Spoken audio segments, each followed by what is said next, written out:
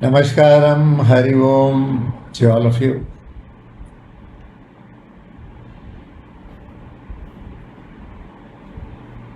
This Facebook and WhatsApp is very convenient for us because we are able to communicate with each other. Anything you want, you are able to reach me. Anything I want, I am able to reach you. But the other side, the flip side of it is, sometimes people ask for appointment for personal appointment on Facebook and WhatsApp. Somebody was telling me, Guruji, I will be visiting from this date to this date. Can you kindly give me an appointment? I am coming for some issue. That's fine. That's good.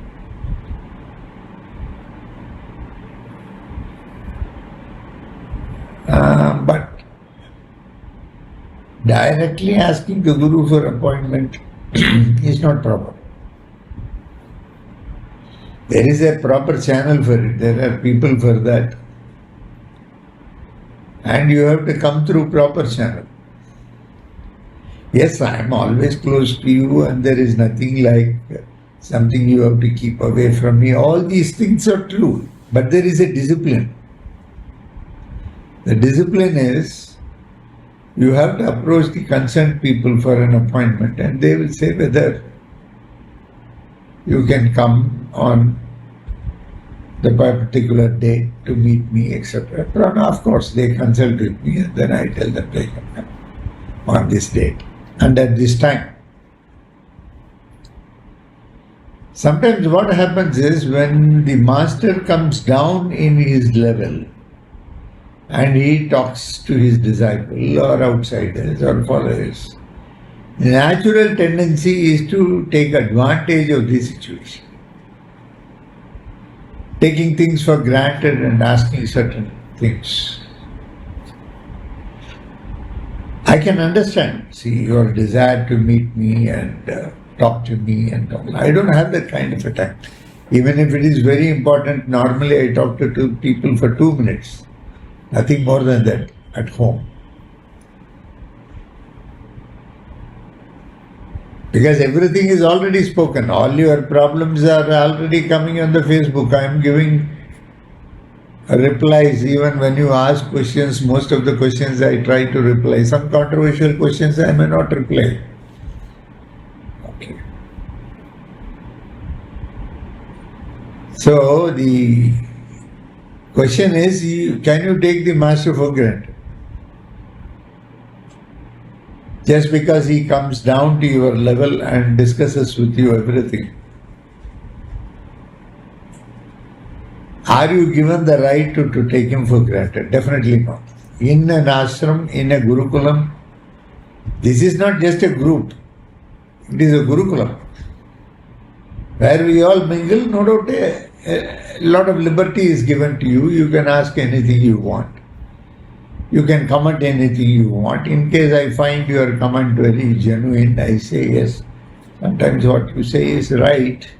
Sometimes if your comment does not agree with what thought I have got, I come on video or I give a short comment for your comment that I am not accepting it for this reason. The master-disciple relationship is a huge relationship. It's a very huge, it's not like father and son or mother and daughter or among the siblings. It's nothing like that. It is something beyond all this. Okay. It's beyond. Mother told the kid that he is your father and the father told the kid that he is your guru. That is what is the old parampara. Okay, nowadays so many people come to me. The very first day they come to me sometimes. They are on the Facebook. When can we meet us? Let me get familiarized with you. I should know who you are and what are your things. Even a photograph is not there. At least in Messenger you can send a photograph.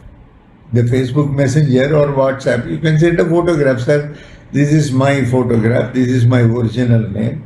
Though I carry the pseudo name in Facebook, my actual name is this. See my face. This is all I am. I should get to know who you are. And you are asking for an entry into the Gurukulam. Without having an idea, you will have an abstract name. Sometimes they have very abstract names. They have some names which we do not know. Who is behind this? So I would like to know whoever. So the way you present yourself to the Master. Sometimes people, 51 groups, 100 groups. Already you have 100 groups. What is it you are going to?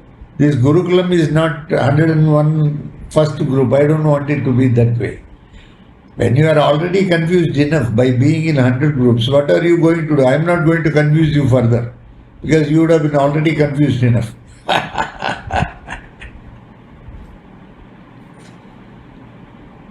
You are already confused. So many things. Even if I remove some of the things, maybe something cinema, something among friends, this, that, etc. But still, there will be religious group, you will belong to some 30, 40 groups. You will be hearing the lectures of many persons. Already so many people are confusing. Religion is a very confusing subject. Okay, every master has got his own approach, every master has got his own philosophy. Though all roads lead to Rome, the routes are totally different. So one and another you will get confused. You will get confused. The other day, Kranti Kiran was asking me how is the master in Vagula and one old man is coming down, the master finally it happens to be Gadotkaja. Is Gadotkaja a Chiranjeevi? Yes.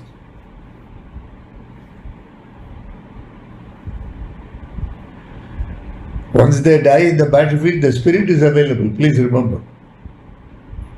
When we all die, the spirit, the soul is still available.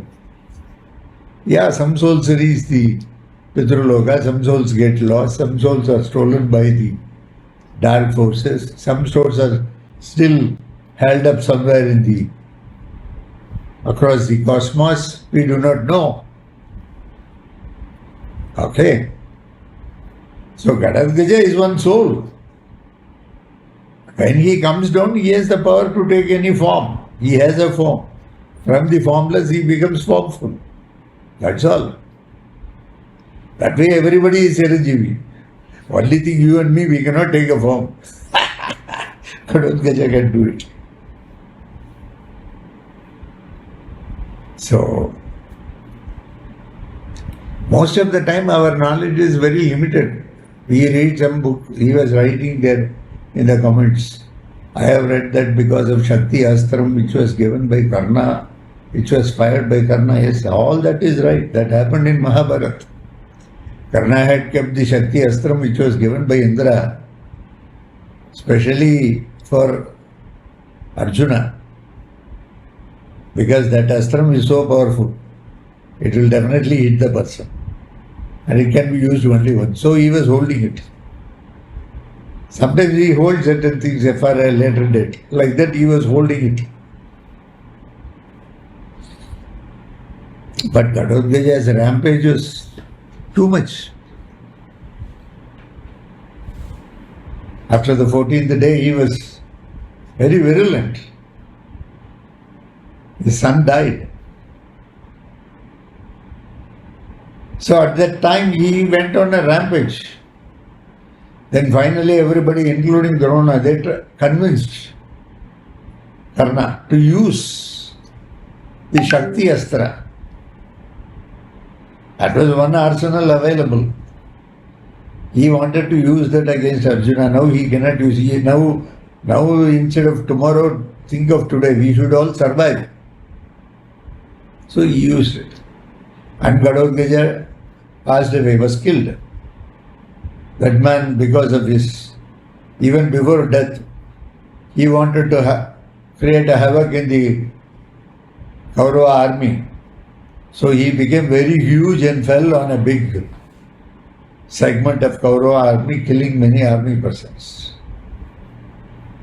on the Kaurava side. Yeah, what all you read, yes, fairly it tallies with the actuals. Sometimes you will hear something which will not tally with the actual. So many people will say so many things. We do not know what actually happened. But the crux is all that, that's all. Kauravas are the evil side and the Pandavas are the good side. Even the evil side had some good people, even the good side had some evil people. But once you team up, you become good. Even though you are evil, you have teamed up with good, so you are good. Even though you are good, you have teamed up with evil, so you are evil. Lord wanted to see what for Mahabharata. Was Mahabharata to get the Pandavas Hastinapur? Or was Mahabharata to see that, whatever insult Draupadi faced? So, is it to wreak vengeance against Dushasana, Duryodhana and brothers? Was it for nothing? Not all that. Mahabharata was simply Lord wanted to see who are all with the good, who are all with the evil. That's all. He wanted to have a match, T20 match. T18 match. It is for 18 days. That's all. Lord was in the middle. He didn't take sides. He wanted to watch. Of course, he was driving the chariot, but at the same time, he gave his own army. Narayani army was given to the other side. Army was given. Krishna was on this side. Army was given to him because that's what Duryodhana wanted. Duryodhana wanted the army, not Krishna. Pandava wanted Krishna, not the army.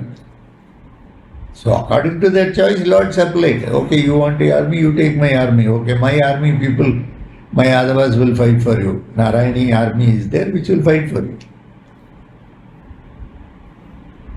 Whereas I will be on the other side. One more thing, I will be Nirayada Pani. I won't lift any weapon. I won't make a fight. I will just watch. And I will be driving the chariot of Gandiba, Arjuna. It's a beautiful master-disciple relationship. The relationship between Arjuna and Krishna is more of a master and disciple. Of course, he was a very indisciplined disciple most of the times, refuting Krishna, questioning Krishna. Same thing between Shakuni and Duryodhana. But please remember, in case of Shakuni and Duryodhana, Duryodhana totally relied on Shakuni. Arjuna did not rely totally on Krishna. That's the truth. Relying totally on a person with whom you should not rely, and relying not totally on a person with whom you should rely, ultimately ends in death. Mahabharata, everybody died. Even Pandavas went away. Even the sons of Pandavas went away. Everything over. No doubt. Ultimately they ruled for Hastinapur for a few years. And that fellow was vexed. Then they all went, left everything to the kids and they went. Some grandkid was there, Parikshit.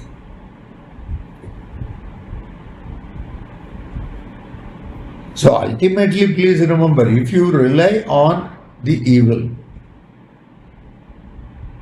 then certainly it's going to cause you trouble. If you rely on the good, rely totally, then it's always good. It's always good. But how to spot the evil and the good? Yes, that is fate. Choiceless. Many times we may land up with the wrong person.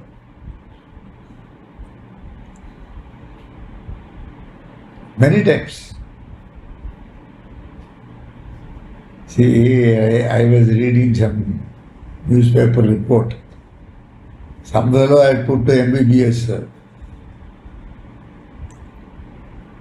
And he was practicing without any, probably he was a compounder or something like that. So he knew a little bit about medicine or giving injection or something like that. He was managing a clinic.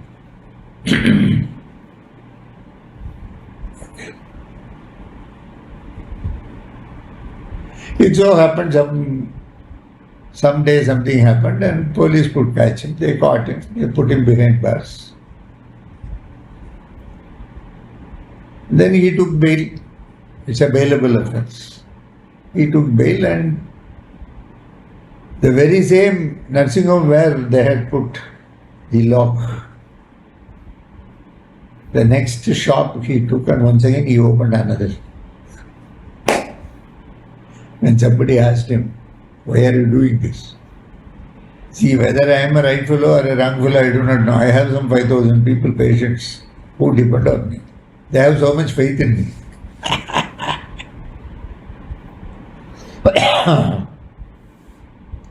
So I have to necessarily take care of them. In religion also, what happens is, most of the time people have faith with the wrong master. But due to their luck or past or present or choiceless, whatever you may call it as fate or destiny, that master has got a lot of people. If suppose they come to know their master is a 420, he is a fraud, thousands and thousands of people under him will get dejected. You cannot expose the master. Because ultimately, when people lose faith, that too in very large numbers, it is very bad for the society. That has to go on. That show tamasha has to go on. You have not come here to say which is good, which is bad, which is right, which is wrong. Just mind your own business. Live your life the way it has to be lived. Life is choiceless. There is no choice for you. Try to be as good as possible. Try to contribute something for yourself, your family, to your society, community, nation. Nation development will not come overnight. You should have gone step by step. So many things you should have taken care. Finally, yes, you do some big things. Be ordinary and do something extraordinary. Don't be extraordinary and do something ordinary. So as a master, it's my job to tell you. As a disciple, it's your job to implement it. Please remember. Not simply hearing to it. I have been repeatedly saying many times, don't compel your children. Even when it comes to a question of marriage. But still I find many of my disciples compelling their children. The child wants to, the girl wanted to have a boy of a particular type. She has, you can't say choiceless to her. She feels she has a choice, but I know very well what choice she is going to make is choiceless. I know it. But I can't ask her to be that way. She wants to choose somebody, okay, she has some conditions. Boy must be like this, he must agree to these things. But the parents are compelling her. No, this boy is very good. He is very nice. Please talk to him, talk to him, talk to him. Okay, they gave the phone number also. That fellow did not even care to call. At least till today. Okay. Somebody maybe probably is having some too much of work that he doesn't have time. People who have too much of work and they don't have time to spend on such things, why marry in the first place? You can very well spend time. There are a lot of people who have not married. Okay. Who are not married, they are all single. And they attend to some professional work because they are already wedded to profession.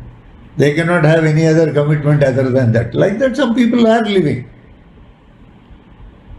So you have got so much of work. Then why do you come to the marriage market at all? Why your horoscope is circulating? If you have so much of work and you cannot spend a little bit of time to call a girl and talk to her. Okay. The girl agreed, I will talk, but that fellow is not calling.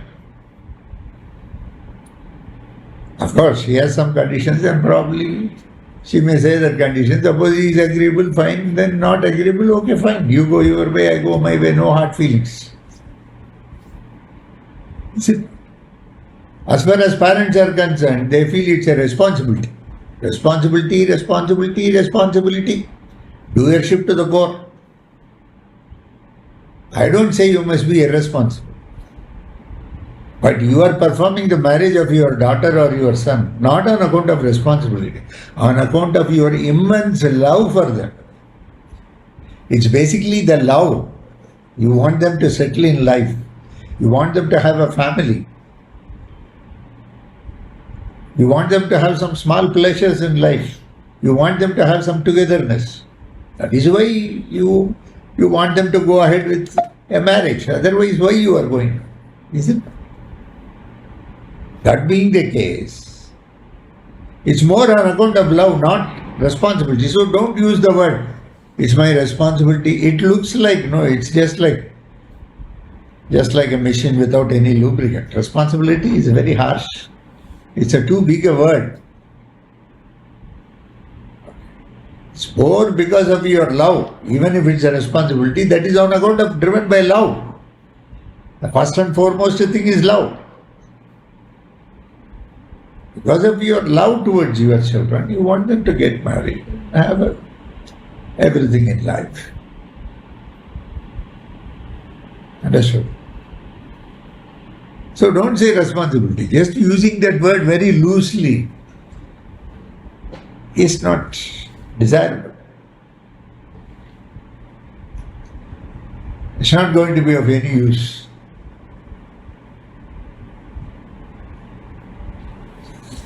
Responsibility is there in so many things. You have a responsibility at home, you have a responsibility outside, you have a responsibility when you are with the public. What sort of a responsibility? So there are different civic sense. It's also another kind of responsibility. Etiquettes, manners, how to behave, how to...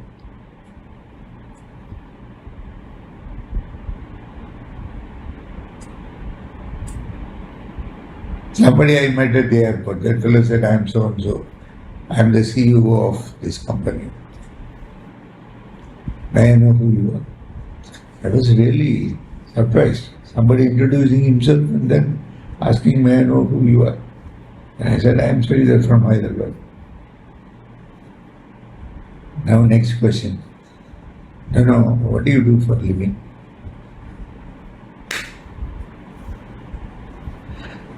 I said, government supplies free rations to me.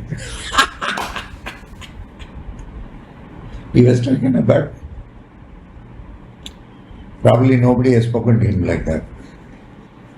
I just left the place. People don't know to talk also.